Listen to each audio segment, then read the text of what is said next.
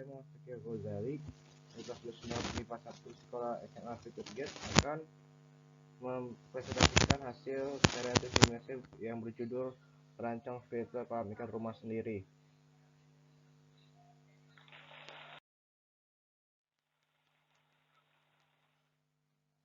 Yang pertama, saya akan menjelaskan latar belakang saya untuk membuat karya tulis ini. Yang pertama, kolam ikan rumah kurang gini. Ini disebabkan karena untuk menjernihkannya perlu rutin dibersihkan oleh ortus sepekan sekali.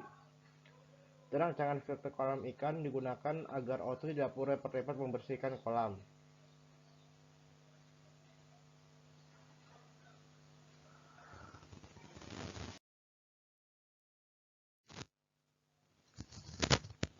Tujuan penelitian FISAR ini yaitu yang pertama untuk menjaga kebersihan kolam lebih lama. Yang kedua, untuk memanfaatkan wadah tidak terpakai untuk mengurangi biaya perancangan filter kolam ikan. Yang ketiga, untuk memastikan filter kolam ikan yang langsung bisa digunakan.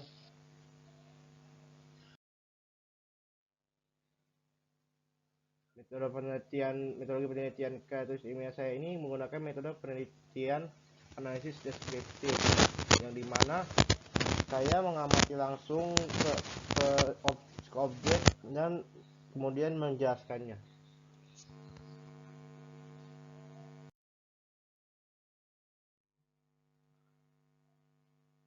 Lalu pada bagian kajian pustaka, kemudian pengertian kolam ikan. Kolam merupakan badan air yang lebih kecil dari danau. Salah satu hal yang mencirikan kolam adalah keberadaan genangan air yang menyediakan habitat bagi tumbuhan dan hewan lahan basah. Kolam memiliki fungsi atau manfaat baik secara ekologi, yaitu sebagai habitat berbagai jenis hewan dan tumbuhan air, maupun berfungsi secara ekonomi, yaitu dapat menghasilkan berbagai sumber daya alam bernilai ekonomis.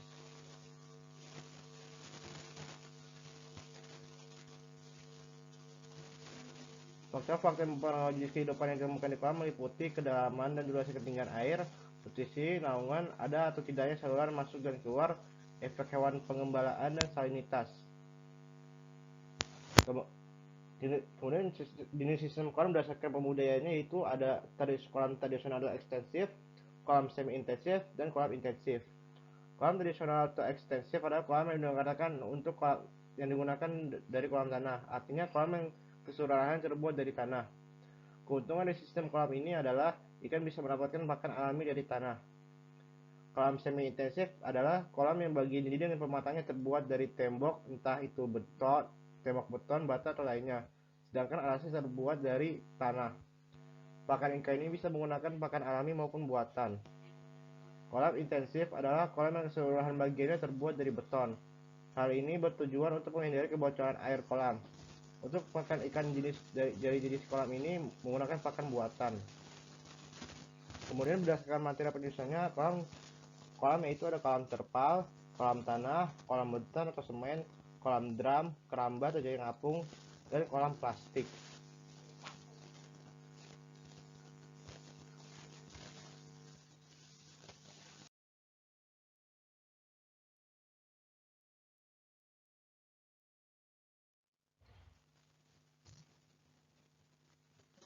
Terus kita lanjut ke definisi filter kolam. Filter kolam ikan adalah alat yang dapat menyaring kotoran serta limbah yang terdapat di kolam. Kegunaan filter kolam ikan adalah untuk meningkatkan kadar oksigen dalam kolam, sehingga tingkat kematian makhluk hidup dalam kolam menurun. Selain bisa meningkatkan kadar oksigen dalam kolam, filter kolam ikan juga berguna untuk menurunkan kadar amonia dalam kolam. Amonia dalam kolam bisa berasal dari metabolisme makanan ikan dan juga berasal dari sisa makanan yang tidak termakan. Amonia sendiri bisa bersifat toksik karena bagi ikan sehingga perlu dirancang filter kolam ikan untuk menurunkan kadar amonia dan meningkatkan kadar oksigen dalam kolam sehingga bisa terjaga kelestariannya. Kualitas air yang baik adalah kunci bagi ikan yang sehat, maka itu sistem filtrasi penting untuk diaplikasikan. Selain pemilihan metode filtrasi, jenis peralatan dan pompa, hal lain yang perlu diperhatikan adalah volume filter dan volume air. Sistem filtrasi bervariasi dari yang sederhana berupa pompa hingga filter system.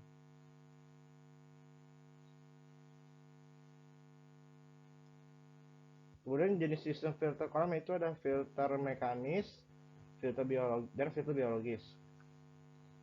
Pada tahun 70-an, undergraver filter dan filter pasif paling populer dan sering digunakan.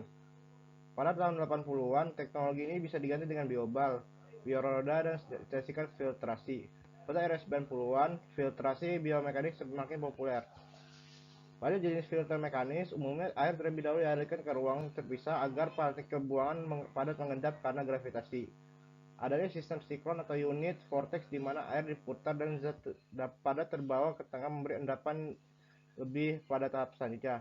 Ada juga lempengan bevel dalam sistem filter yang memperlambat masuknya air dan serabut yang menyaring air. Ada berbagai media penyaring air yang dapat digunakan, contohnya antara anyaman, serabut, kerikil, pasir, saringan sieve, jet mat, sikat, dan bahan busa atau foam. Rangkaian sistem filtrasi terdiri dari media filter, ruang-ruang beserta pipa air dan pompa untuk sirkulasi air. Filtrasi biologis pada kolam koi biasanya mengandalkan bakteri spesifik yang dapat memecah bahan kimia polutan dari zat toksik, racun, hasil buang atau kotoran ikan dan sisa makanan menjadi substansi yang tidak berbahaya. Tahap pertama melibatkan nitrifying bakteria seperti Nitrosomonas yang berfungsi memecah amonia menjadi nitrit. Selanjutnya adalah konversi senyawa nitrit menjadi nitrat oleh nitrobakter. Oleh karena itu diperlukan ruang pengendap untuk memisahkan sedimen dengan pembersihan yang rutin, sebab sedimen tersebut juga berperan untuk mengurangi tingkat oksigen.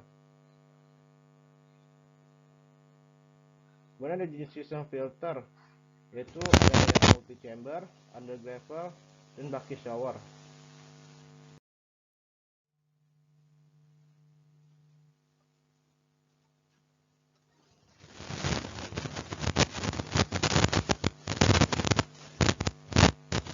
Lalu ada komponen-komponen kolam ikan.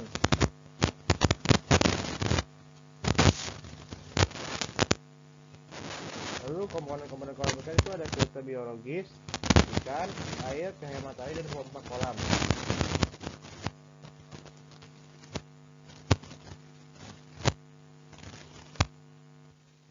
Ikan yang terpapar sinar matahari berlebihan juga bisa terkena sengatan matahari. Setiap kolam memiliki keunikan dan cara mencari di mana ia akan dapat matahari dan jumlah kolam besar dan dalam mungkin tidak memiliki banyak masalah.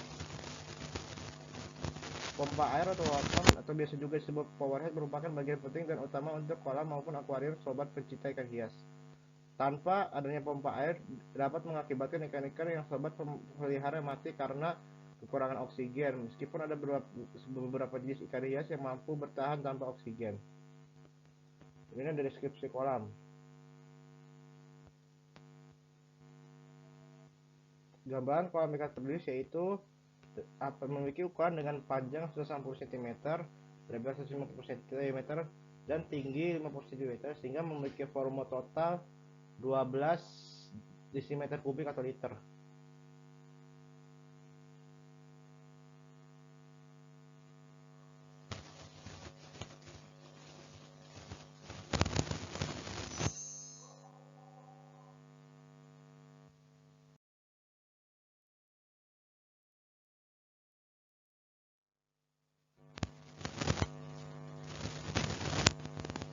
Ada hasil penelitian penulis dari ada 3 jenis sistem filter, itu multi chamber, undergraver, dan bucket shower. Kelebihan dari multi chamber ini sama dan kekurangannya juga tergantung fleksibilitas posisi sistem filternya.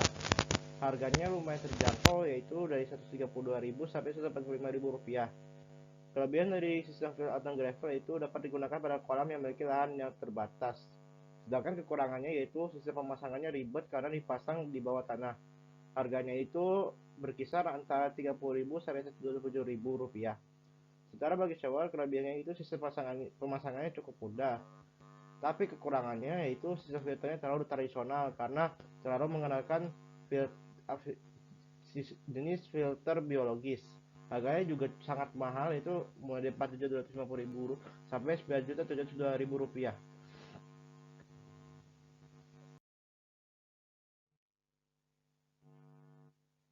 Kesimpulan dan saran. Kesimpulannya yaitu kolam ikan rumah membutuhkan sistem filter kolam ikan yang fleksibel, di mana struktur filter kolamnya tersusun rapi dan tidak menimbulkan efek samping untuk kolam ikan rumah. filter kolam ikan rumah dirancang menggunakan sistem filter multi-chamber. Lalu disesuaikan dengan keadaan kolam, di mana sistem filter ini menggunakan berbagai macam jenis filter sebagai alat penyaring dengan sistematika fisika yang rapi. Sarannya, itu sesuaikan sistem kolam ikan dengan kondisi kolam ikan yang ada agar dapat meningkatkan kejadian kolam ikan tanpa menimbulkan efek samping.